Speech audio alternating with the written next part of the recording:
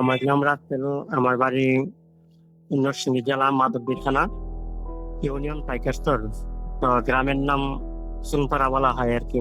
3-4 বছর আগে আশেপাশে গ্রামে মধ্যরাত্রে, যেমন 11টার দিকে অথবা 12টার দিকে, 1টার দিকে, বেশিরভাগ সময় আশেপাশে যতগুলা গ্রাম আছে রাত্রে কান্নার আওয়াজ শোনা যায় ছোট বাচ্চাদের। মানে মায়ের কান্না কান্না করে এরকম। যারা আওয়াজটা শুনতে পায় তারা খোঁজার জন্য টর্চ লাইট নিয়ে মোবাইলের বাইরে যায়, কিন্তু কিছুই পায় না। ছোট বাচ্চা মায়ের কান্না যেতে করে, কিন্তু কাউকে খুঁজে পাওয়া যায় না। তো একদিন আমার ছোট ভাই ফ্রি ফায়ার খেলতেছে। আমাদের গ্রামের মধ্যে একটা কবর আছে, আগের দিনের কবর।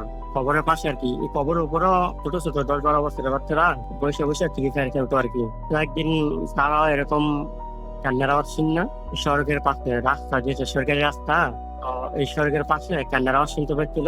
তো আমার ছোট ভাইরা সবাই দৌড়ে গেছে যে আজকে আমরা খুঁজে বাইর করবো যে বাচ্চা কই, আর কান দেখি সেজন্য, আর বাচ্চা কেডায়। তখন ওরা ওষুধ দিলেও কিন্তু পায় নাই। তো ওই দিনই আবার আমি রাত্রে ঘরের ভিতর আমার এক বন্ধুরে ফোন দিছিলাম, ভাই কিছুদিন তো এরকম চলতেছে, যার আশেপাশে এলাকার মধ্যে তোমার এলাকায় এরকম ঘটনা ঘটছে যে বাচ্চা কান্না করে। তো হ্যাঁ ভাই, আমগো গ্রামও ঘটছে, অথবা আরেকটা গ্রামের নাম বলতে আমাদের পাশে গ্রামে কামারস্থল গ্রাম আর কি। তো ওদের গ্রামও এরকম ঘটনা ঘটছে ওরা বলছে।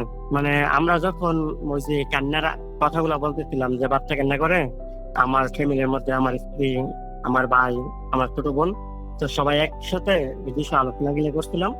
তখনই আমার বন্ধুকে ফোন দিছিলাম এই কথাটা জানার জন্য যে মায়া কান্নাটা ওদের গ্রামে করেনি। তখন উনি আমাকে বাস্তব আরেকটা ঘটনা আমাকে শোনাইছেন।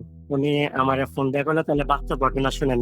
নরসিংদী অনেক জায়গা আছে ওইখানে দূরে দূরে ঘর বাড়ি। তো এখন যে গণবসতি হয়েছে, কাছাকাছি ঘর এরকম জানা আর কি, একটু দূরে দূরে, মানে ফাঁকা ফাঁকা একটু দূরে দূরে ঘর আছে। ওইখানের একটা ঘটনা আমাকে শোনাইছিল। এক মহিলার স্বামী অসুস্থ অবস্থায় বিছানায় মারা গেছে, 2টা বাচ্চা ছিল। যখন মারা গেছে, বাইরে লোকেরা কেউ জানে না যে অসুস্থ লোকটা যে ভিতরে ছিল, ঘরের ভিতরে মারা গেছে, কেউ জানে না। শুধু ঘরের ফ্যামিলি, 2টা বাচ্চা ছিল আর স্ত্রী, ওরাই জানে।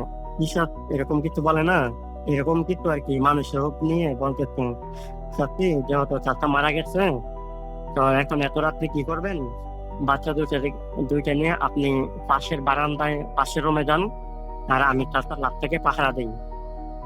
তো ওনার এটা জানা ছিল না যে ওরা জানলো কেমনে যে মারা গেছে। তো ওনার এটা মাথার ভিতরে তখন ঢুকে নাই।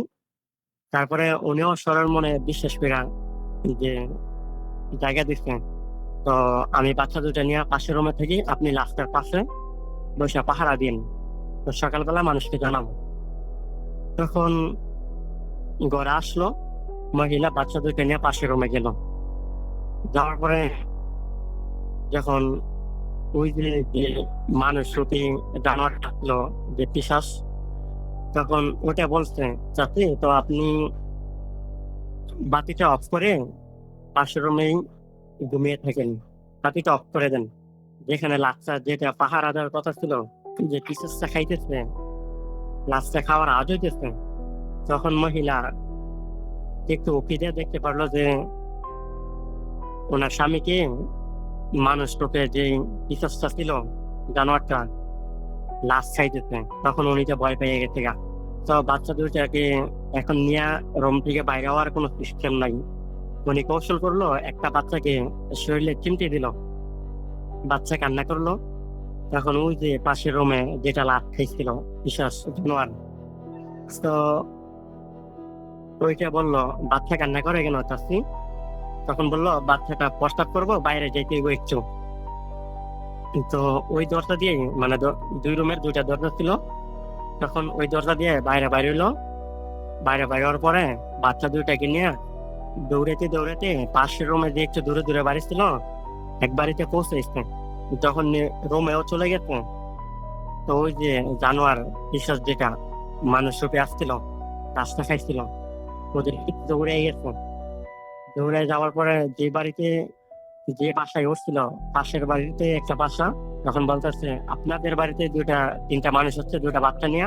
ওই মহিলা, যে তাতে যাকে বলছিলাম মহিলাটা, ওই বাসার লোকদেরকে বোঝা বলছে যে এমন এমন ঘটনা, আমি যাচ্ছি, তাহলে কিছু বললেন না। তখন ওই মানুষ রূপে জানোয়ার পিতাচ্ছা বলতেছে, আপনাদের বাড়িতে লোক আসছে 2টা বাচ্চা নিয়ে, ওদেরকে বাইর করে দেন, ওদেরকে ওদের বাড়িতে যেতে বলেন। তখন বলতেছে, না আমাদের বাসায় কোনো মানুষ আসতো না, মানে যাদের বাসায় দিয়ে পৌঁছেছিল তো ওদেরকে বলতে যে বলেন না যে আমি আপনাদের এখানে আসছি। তখন ওরা অস্বীকার করতেছে যে আমাদের বাসায় কোনো বাচ্চা নিয়ে কোনো মহিলা আসে নাকি, কোনো মানুষ আসতে নাকি। তখন ওই পিসাসটা বলতেছে, আজকে বাইকে গেলি একটু অসতর্কতার কারণে। তখন সকালবেলায় যখন বাড়ি থেকে ঘুম থেকে উঠে যখন ওদের বাড়িতে আসে, আসার পরে দেখে লাশের কোমর থেকে অর্ধেক পর্যন্ত খাওয়া লাশটা। আর ওদের গোয়াল ঘর ছিল, গরু যেখানে রাখে, গরুর ঘর গোয়াল ঘর। তো ওই গরু 2-3টা অর্ধেক অর্ধেক করে খাওয়া ছিল। তো ভাই এটাই ঘটনা, যদি আপনার কাছে গ্রহণযোগ্য মনে হয় তাহলে অবশ্যই শেয়ার করবেন। আর তারপরে বাচ্চা মা এদের আর পরে কিছু হয়েছিল? ওদের আর কোনো সমস্যা নেই, মানে হইলো কতটুকু আর আমি জানি না। আমার বন্ধু আমাকে ফোন করে কতটুকু জানাইছিল। ওকে, ঠিক আছে ভাই, ধন্যবাদ। আসসালামু আলাইকুম।